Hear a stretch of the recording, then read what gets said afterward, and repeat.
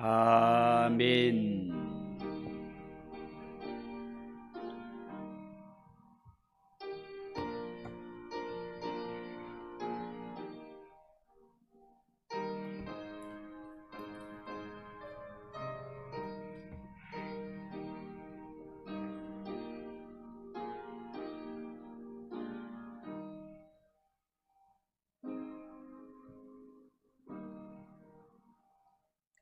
하나님 말씀 구약성경 스바냐 1장 7절에서 13절입니다. 구약 1305쪽 스바냐 1장 7절에서 13절까지.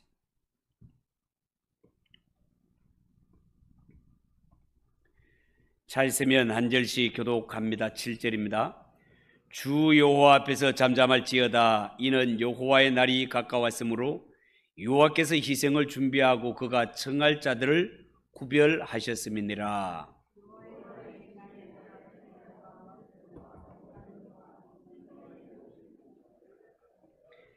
그날의 문턱을 뛰어넘어서 포악과 거짓을 자기 주인의 집에 채운 자들을 내가 벌하리라.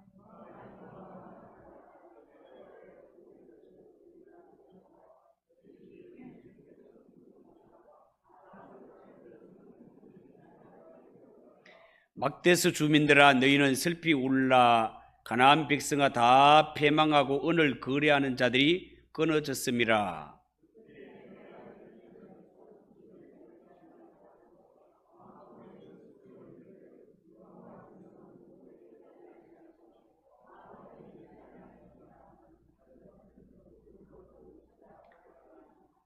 같이 읽읍시다. 그들의 재물이 노략되며 그들의 집이 황폐할 것이라. 그들이 집을 건축하나 거기에 살지 못하며 포도원을 가꾸나 그 포도주를 마시지 못하리라. 아멘. 사교구의 찬양을 받아주심을 감사합니다. 예수 안에 있는 자들이 가장 복되고 가장 안전하다 찬양드렸습니다. 하나님 아버지, 내 평생 사는 동안 예수 안에 거하는 자가 되게 하시고 예수님으로 안전하며 예수님 때문에 평강을 누리는 우리 모든 성도들이 되게 하옵소서. 부족한 자가 말씀을 전합니다. 붙들어 주시고 성령 하나님 심령들마다 감동시켜 주셔서 모두가 은혜 받는 복된 시간이 되게 하옵소서. 예수님의 이름으로 기도하옵나이다. 아멘. 자, 오늘 읽은 이 말씀을 가지고 여호와의 날에 대해서 말씀을 드리겠습니다. 제가 초등학교를 다닐 때, 사실은 초등학교가 아니고 국민학교였어요. 저희들 때는 국민학교를 다닐 때 문화교실이라는 게 있어서 학년들마다 극장에 영화를 보러 갔던 프로그램이 있었습니다. 뭐 학생들이 줄로 쫙 서가지고 참 진풍경이었죠. 이 문화교실을 통해서 한 번은 킬링필드라는 영화를 단체 관람한 적이 있습니다.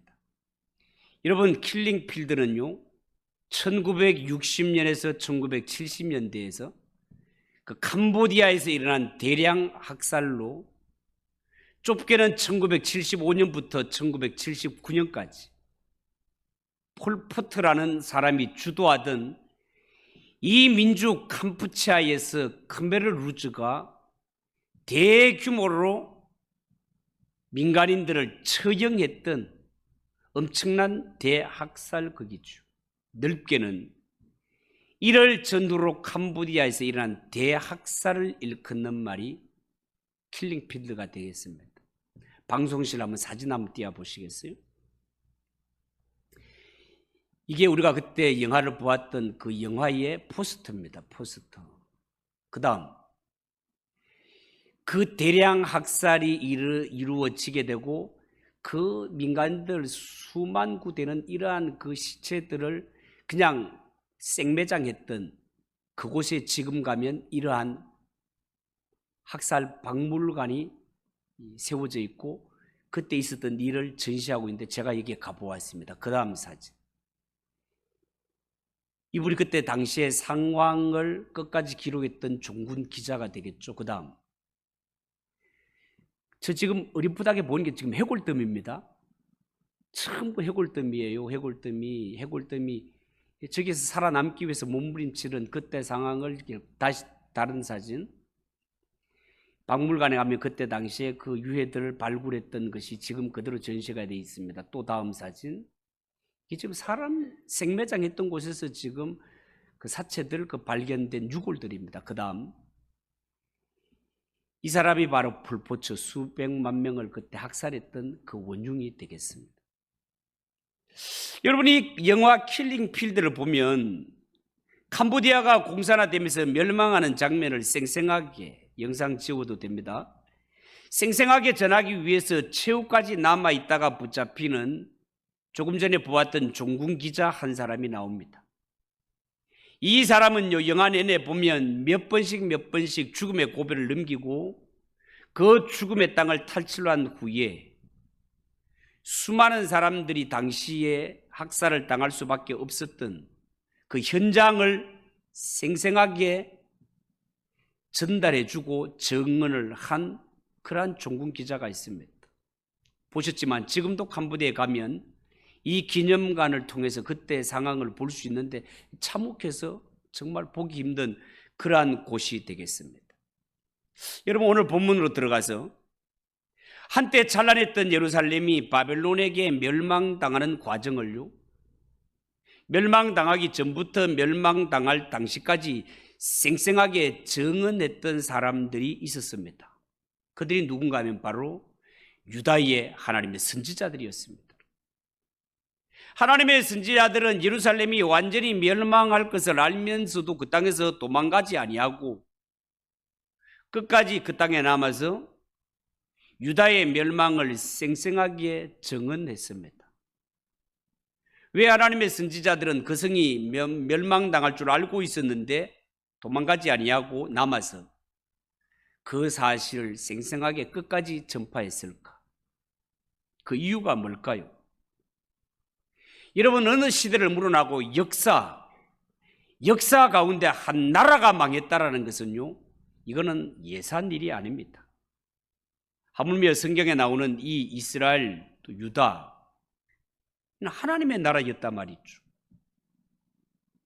사람들이 볼 때 하나님의 나라가 망했다면 모두가 아마 하나님이 망한 것처럼 그렇게 여길 것입니다. 그래서 하나님의 선지자들은 하나님의 도성인 예루살렘이 몰락하는 과정을 자세하게 설명하고 그 현장을 고발함으로써 하나님의 도성인 이스라엘과 유다가 망한 것은 그 멸망의 원인이 하나님의 실수에 있거나 하나님이 무능력해서 일어난 것이 아니라 하나님의 백성이라고 하는 자들이 당시에 하나님과 맺은 언약을 저버리고 우상을 섬기고 하나님의 말씀을 내팽개친 데 망함의 원인이 있다는 것을 입증했습니다. 여러분, 오늘 성경은 특별히 예루살렘 안에 특정 지명을 언급하면서 그곳에서 일어난 일들을 예언한 내용으로 이루어져 있습니다. 여러분, 우리나라의 큰 회의장에 가면 여러분 혹시 회의장 전면에 백두산 천지 대형 사진을 걸려놓은 것을 본 적이 있습니까? 저는 그런 곳에 여러 번 가서 본 적이 있습니다. 어쩌면 우리 민족에게 있어서 백두산 천지는요, 통일을 향한 우리 민족의 염원을 상징하는 장소라 할 수 있겠습니다.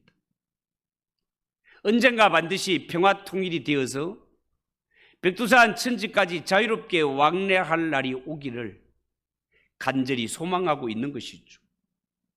우리나라가 통일을 염원하는 것처럼 이스라엘 백성들에게도 그런 간절한 소망이 있었습니다.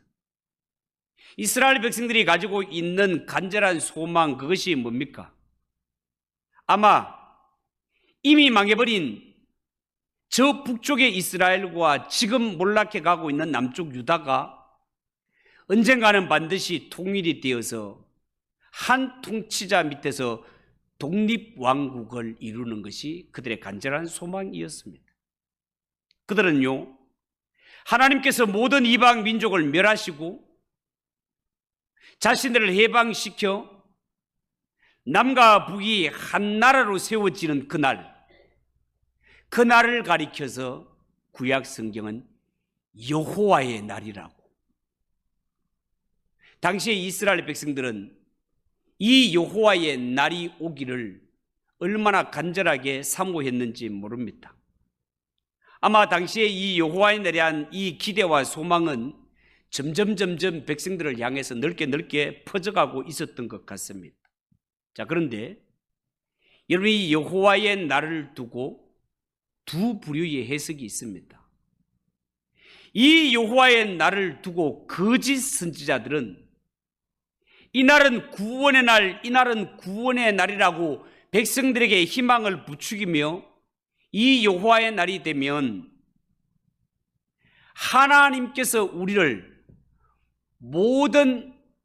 괴롭히는 이방 족속들에게서 건져내어 우리를 회복시킬 것이라고 소망적인 메시지를 전하였습니다. 그런데 이상하게도 하나님의 진짜 선지자들은 여호와의 날에 대해서 그렇게 긍정적인 메시지가 아니라 부정적인 메시지를 전하는 것을 볼 수 있습니다. 백성들이여, 여러분들이 사모하고 기다리고 있는 여호와의 날은 결단코 여러분들에게 통일의 날이 되지 아니하고 이 여호와의 날은 오히려 어둡고 캄캄한 절망의 날이 될 것입니다. 이게 하나님의 진짜 선지자들이 외친 메시지였습니다. 오늘 본문에 나오는 스바냐 선지자도 마찬가지입니다. 7절에 보면 주 여호와 앞에서 잠잠할지어다. 이는 여호와의 날이 가까웠으므로 여호와께서 희생을 준비하고 그가 청할 자들을 구별하였음이니라. 자, 이런 메시지를 전합니다. 여러분, 당시의 사람들은요, 유다와 예루살렘의 미래에 대해서 많은 주장과 많은 이론들을 내놓았습니다. 여러분, 보통 사람들이 미래에 대해서 갈피를 잡지 못하는 것은 미래에 대한 아무런 주장이 없기 때문에 갈피를 못 잡는 것이 아니라 오히려 미래에 대하여서 너무나 많은 의견들이 난무하기 때문에 헷갈리고 갈피를 잡지 못하는 경우가 많이 있습니다. 여러분, 스바냐 선지자가 말씀을 전할 당시 아마도 이 여호와의 날에 대해서 낙관적이고 희망적인 메시지들을 전하는 자들이 많이 있었던 것 같습니다. 그들이 오히려 거짓 선지자들이었단 말이죠. 거짓 선지자들은 입만 열면 백성들이여, 우리가 이 위기만 잘 넘기면 분명히 하나님은 이 나라를 다시 한번 부흥시켜 줄 것이며 붙들려간 이스라엘 사람들이 돌아와서 통일왕국을 이루게 될 것입니다. 여호와의 날이 임하면 그렇게 될 것입니다 라고 외쳤습니다. 그러나 이러한 의견들이 난무한 상황 속에 스바냐 선지자는 그에 대해서 주 여호와 앞에서 잠잠할지어다, 주 여호와 앞에서 잠잠할지어다라고 이 거짓 선지자들의 예언을 일축시키고 있습니다. 여러분, 왕 앞에서 신하들이 갑론을박 이것이 옳다 저것이 옳다 막 다투다가도 왕이 마음을 결정해서 한마디 하게 되면 신하들은 왕 앞에 모두가 그 입을 잠잠히 다물어야 할 것입니다. 여러분, 오늘 7절의 스바냐 선지자의 말씀인 희생을 준비하고 그 청할 자를 구별한다, 이 말은 본래 좋은 의미의 말입니다. 이것을 한번 전문적으로 설명을 한다면요, 여러분, 이스라엘 백성들이 하나님 앞에 화목 제사를 드릴 때는요, 죽일 짐승을 먼저 준비해 놓고 그 고기를 함께 먹을 자들을 초청하게 되어 있습니다. 하나님 앞에 드리는 화목 제사는요, 어쩌면 속죄 제사보다가 범위가 더 넓은 제사로, 죄사함을 받는 속죄제는 특정한 죄를 고백하고 용서받는 제사였던 것에 비해서 화목제사라는 제사는요, 하나님과 단절되었던 관계가 회복이 되고 영적인 지위까지 전부가 회복되는 포괄적인 그러한 제사였습니다. 그래서 화목제사를 드릴 때는 이 제사에 드려지는 제물을 번제처럼 몽땅 불태우는 것이 아니라 제사장의 몫을 뗀 후에 도로 받아서 이웃이나 이방인들, 가난한 사람들을 초청해가지고 함께 먹으며 하나님 앞에 화목된 것을 기뻐하며 축하하며 음식을 나누도록 되어 있었습니다.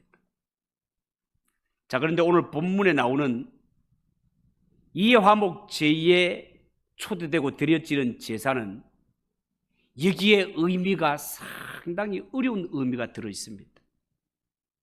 이번에 하나님께서 화목 제사를 위해 준비하신 제물은 짐승이 아니라 유다 백성들 자체가 제사에 드려지는 제물이 되는 것입니다. 무서운 말씀 아닙니까? 이 제물을 나눠 먹기 위해 초청되는 자들은 하나님의 백성들이 아닌 주위의 이방 민족이 될 것입니다.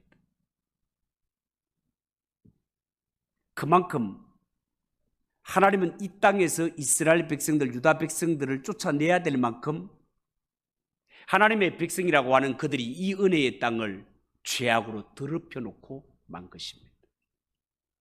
여러분, 고대는 왕과 백성이 언약을 맺을 때 짐승을 죽여서 시체를 갈라놓고 백성들로 하여금 그 사이를 지나가게 했습니다. 이런 제사 형태에 대해서 여러분들에게 말씀을 여러 번 드린 적이 있습니다. 언약을 맺을 때 짐승을 마주해서 쪼개놓고 그 사이를 지나간다는 것은 연결된 것이 하나도 없다는 것이고, 이 사이를 딱 지나간다는 것은 우리 중에 누군가 언약을 어기면 이 짐승처럼 쪼개 죽어도 할 말이 없다라는 것이 언약의 내용이었습니다. 만약에 너희가 이 언약을 잘 지킨다면 왕은 책임지고 너희의 목숨과 너희의 생활을 책임져 줄 것이다.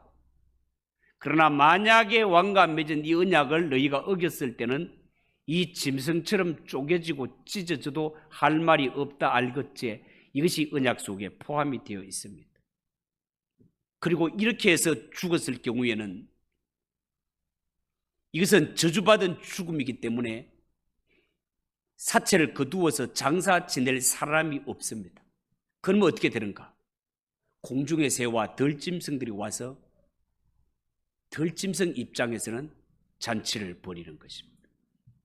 여러분, 이제 예루살렘에 벌어질 잔치는 화목제처럼 용서받고 특권을 회복하는 이런 기쁨의 잔치가 아니라 오히려 유다 백성들 자신이 제물이 되어 새와 짐승들에게 물어뜯기는 죽음의 잔치가 될 것입니다.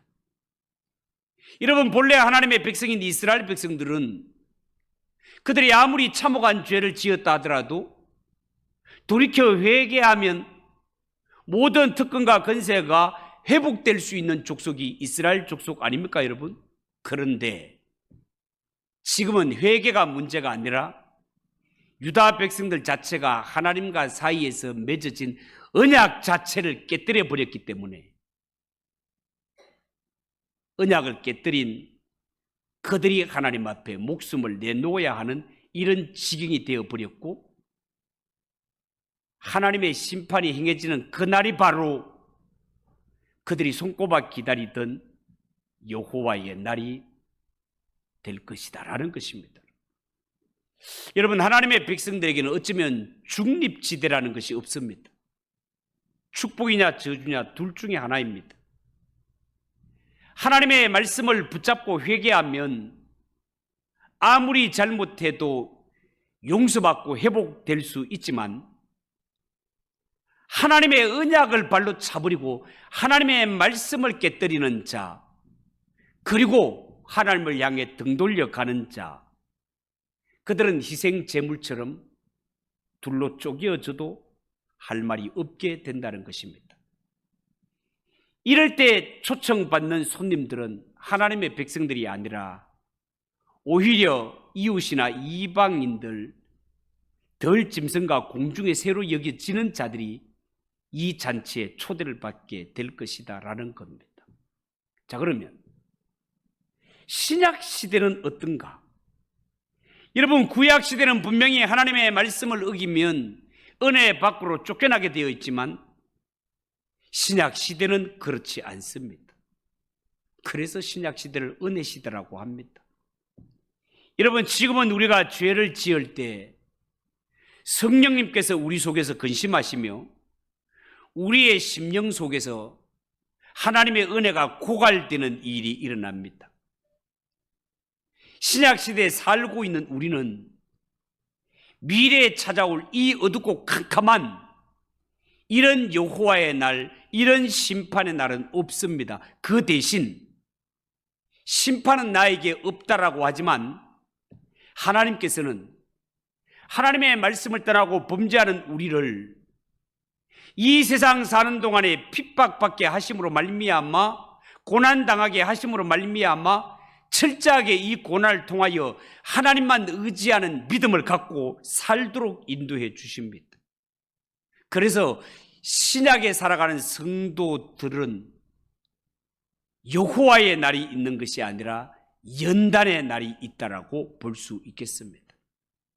하나님은 우리로 하여금 완전히 버림받는 심판의 자리에 이르지 않도록 주의 피로 값주고 사신 성도들을 그들이 그릇된 길을 갈 때 하나님이 미리 연단하시고 고난을 주셔서 이런 고난과 연단을 통하여 우리 속에 있는 교만과 불신과 거짓을 다 빼내시고 우리로 하여금 진실한 눈물과 겸손한 믿음을 갖추는 사람으로 성령님께서 다듬어 가신다 그 말입니다. 그러면 오늘 성경에 보면 이 예루살렘 멸망으로 말미암아 그 끔찍한 심판을 받는 자들이 누굽니까? 심판받는 대상이 누굽니까? 8절 9절을 보십시오. 여호와의 희생의 날에 내가 방백들과 왕자들과 이방인의 옷을 입은 자들을 벌할 것이며 그날에 문턱을 뛰어넘어서 포악과 거짓을 자기 주인의 집에 채운 자들을 내가 벌하리라. 자, 그렇게 말했습니다. 하나님의 심판의 날에 심판받을 자들은 오늘 성경에 딱 찍어 말하기를 방백들과 귀족들입니다. 왕자들과 이방인의 의복을 입은 자라고 그렇게 말하고 있습니다. 이들을 한데 뭉뚱그려 한마디로 표현하면 이들은 당시 유대 사회에서 굉장히 부유한 자들이었습니다. 이렇게 부유했던 자들이 끔찍한 하나님의 심판의 대상자가 될 것이라고 밝히고 있습니다. 자, 그러면 왜 여기에 심판을 받을 귀족들, 부유한 자들이 왜 이방인들의 옷을 입고 있을까요? 그들은 말 그대로 형편이 부유했기 때문에 당시에도 외국에 나갈 수 있는 기회가 많이 있었던 것 같습니다. 외국 문물을 쉽게 접할 수 있었던 사람들이다 말이죠.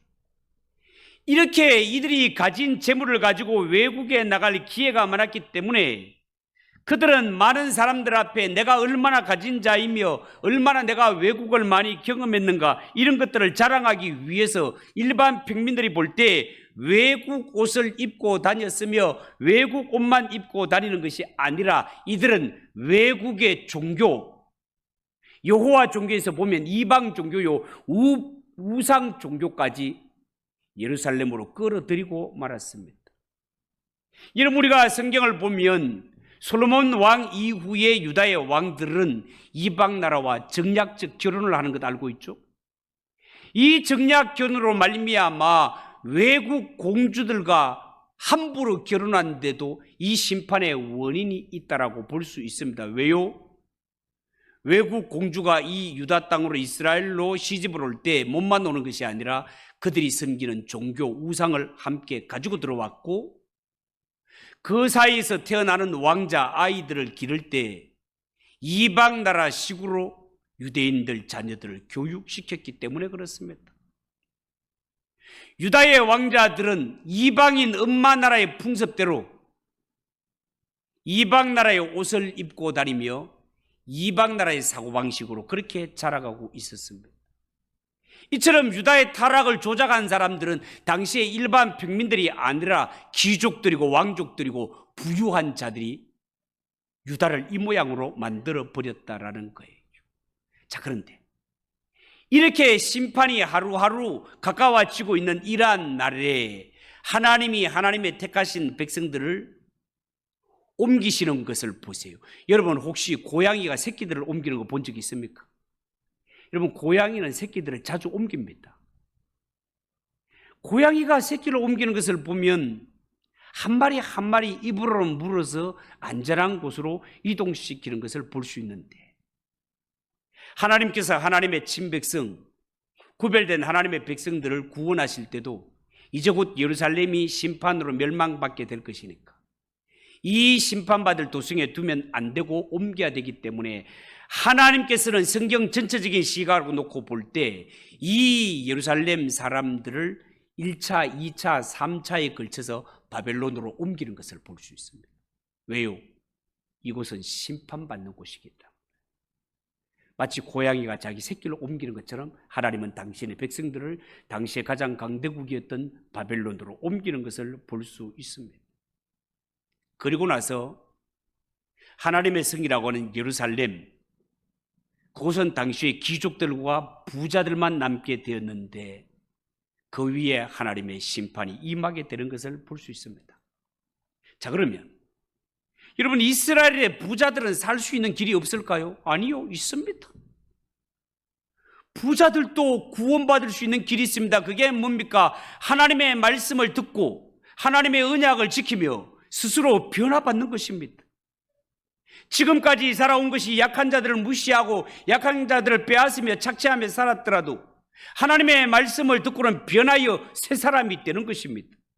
변하여 새 사람이 되라고 해서 자기가 가진 것 전부를 다 주라는 이야기가 아닙니다. 다만 이스라엘 백성들의 율법에는 약자를 보호하는 법이 있으니 너희가 살면서 10개를 얻다면 그 가운데 하나는 약한 자를 위해 주라는 것입니다. 하나가 아니면 반 개라도 나누어 주라는 것입니다. 그런데 이스라엘의 부자들은 당시에 어떻게 살았습니까? 10개를 전부 자신이 챙기고도 모자라가지고 더 욕심을 부려 가난한 자들을 빼앗으며 살았던 것이 부자들의 모습이었습니다. 그러다가 이스라엘도 유다도 심판을 받게 되었단 말이에요. 9절 말씀, 그날의 문턱을 뛰어넘어서라는 말이 나옵니다. 여기에 문턱을 뛰어넘었다라는 문턱은 이방 신전의 문턱을 가리키는 거예요. 여러분 사무엘상에 보면 기억나십니까? 블레셋 사람들이 이스라엘을 침략해서 한 번은 하나님의 법궤를 빼앗아 간 적이 있습니다. 엘리가 제사장으로 있을 때 법궤를 빼앗던 적이 있어요. 그들이 법궤를 빼앗아 가가지고 그들이 섬기는 다곤 신전에 갖다 두었죠. 그런데 그 다음날 희한한 일이 일어납니다. 블레셋은 생각하기를 우리가 섬기는 신이 이스라엘 신보다 더 강하다. 옛날엔 전쟁이 신과의 전쟁이었거든요. 그러니까 우리나라가 이겼다는 것은 우리가 섬기는 신이 강해서 이겼다라는 그런 증거였습니다. 블레셋이 이겼다, 법궤를 뺏어 왔다는 것은 하나님 백성들 빌거 아니네. 우리가 섬기는 다곤이 훨씬 강하네. 다곤 신은 우리와 함께 하시고 여호와는 아무것도 아니네. 이렇게 여겼단 말이죠. 그런데 그 다곤 신전에 여호와 법궤를 갖다 놨더니만 그 다음날 어떤 일이 일어났습니까? 다곤 신이 그 다음날 보니까 법궤 앞에 가가지고 꼬꾸라져 있는 거예요. 꼬꾸라져 있는 거예요. 이게 무슨 일이지? 해가지고 이 다곤 신을 다시 세워놨는데 그 다음날은 가서 보니까 아예 막 손목, 발목, 목하고 막 땡그랗게 막 전부 다 떨어져가지고 그냥 나뒹굴고 있는 거예요. 문턱 밑에 이러한 떨어져 나가는 것들이 나뒹굴고 있으니까 그때부터 블레셋 사람들은 신전을 출입할 때 문턱을 밟지 않고 건너뛰었다라는 말이 나옵니다. 그것을 해석할 때 제가 뭐라고 해석했습니까? 블레셋과 이스라엘의 싸움에서 이스라엘이 져서 법궤를 빼앗긴 것은 하나님이 능력 없고 하나님이 힘이 없어서 빼앗긴 것이 아니고 이스라엘이 하나님의 언약을 버렸기 때문에 패한 것이라고. 하나님은 전능하시고 하나님은 능력이 있음이 그냥 법궤만 갖다 놔도 다곤신이 꼬꾸라지고 이 법궤를 나중에 감당을 못해가 동네별로 옮겨보지만 이 법궤가 들어가는 곳곳마다 막 연병이 막 전염병이 닥쳐가지고 온 동네가 막 절단 나는 것을 보잖아요. 하나님 홀로 다니면서 전쟁을 치루어 승리를 거두시는 것을 보지 않습니까? 하나님은 전능하신 하나님이 맞단 말이죠. 여러분, 여기에서 부자들이 문턱을 뛰어넘었다라는 것은 두 가지 의미가 있는데, 한 가지는 그들이 말로는 하나님의 백성이라고 했지만 실제로는 블레셋 사람과 전혀 구별이 될 바가 없었다, 그런 말입니다. 하나님의 백성이라면서 살아가는 것은 불신자들과 똑같이, 아니면 불신자들보다 더 악하게 살았단 말이에요. 여러분, 하나님의 백성이라고 해서 이 세상에 살아갈 때 뭐 다른 사람과 말다툼 하나 없이 천사처럼 그렇게 살아가는 것 아닙니다. 다툴 때도 있고 섭섭할 때도 있고 그런 거예요. 그러나 분명히 알아야 될 것은, 하나님의 백성들은 이 땅에 살아가면서 다투고 싸우고 욕을 하는 일이 있다 하더라도 절대로 넘어서는 안 되는 선이 있다는 것을 알아야 됩니다. 하나님의 백성은 화가 난다고 해서 할 수 있는 말들을 다 쏟아낼 수 있는 사람들이 아닙니다. 하나님의 백성들은 화가 난다고 해서 할 수 있는 행동을 다 저지를 수 있는 사람들이 아니에요. 지켜야 할 선이 있는 자들입니다. 그런데 당시의 유대 백성들은 지켜야 할 선 하나 없이 다 넘어버리는 그러한 자들이 되고 말았다라는 것입니다. 절대로 그러면 안 됩니다.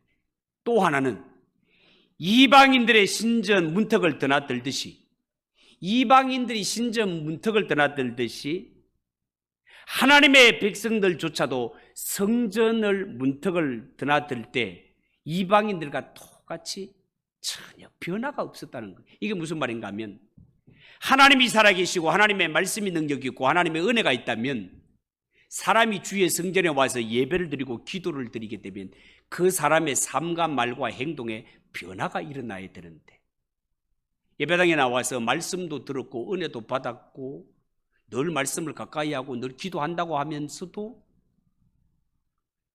아무리 믿어도 삶에 변화가 없네, 이거는 절대로 하나님이 기뻐하시는 일도 아니고 성도의 모습도 아닙니다. 이러한 것들은 마치 그냥 이방인들이 놀이터에 왔다 갔다 하듯이 그렇게 한 것일 뿐, 예배나 기도나 말씀이 그의 영혼에 전혀 도움이 되지 않았다는 거예요.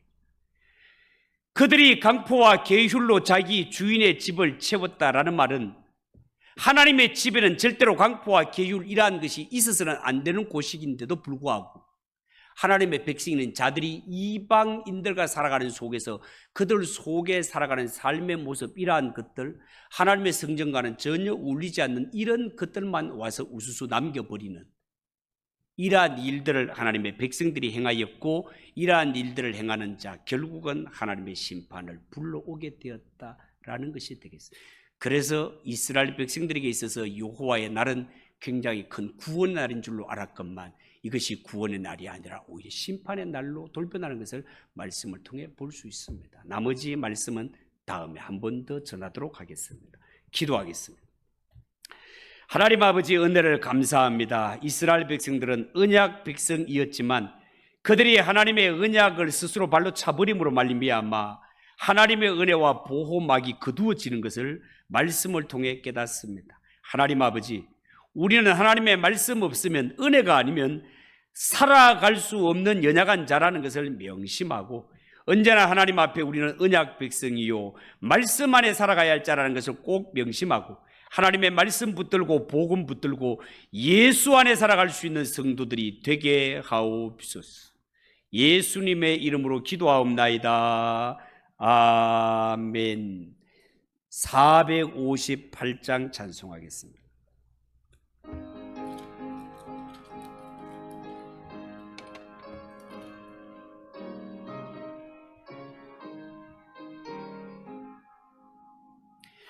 너의 마음에 슬픔이 가득할 때 주가 위로해 주시리라. 아침 해같이 빛나는 마음으로 너 십자가 지고 가라. 참 기쁜 마음으로 십자가 지고 가라. 내가 기쁘게 십자가 지고 가며 슬픈 마음이 위로받네.